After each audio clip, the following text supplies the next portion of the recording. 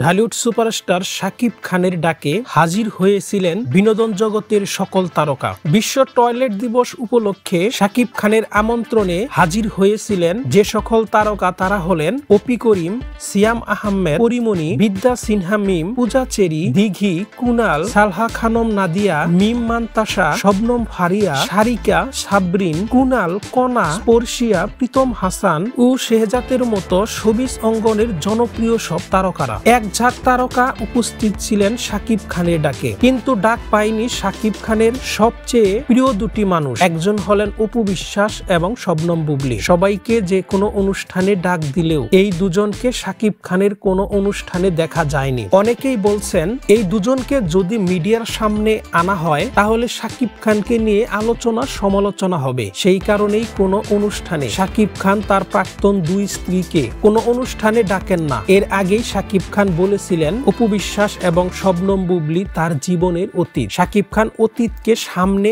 আনতে চায় না বলেই কোনো অনুষ্ঠানেই আমরা দেখতে পাই না শাকিব খানের দুই প্রাক্তন স্ত্রী শবনম বুবলি এবং অপু বিশ্বাসকে।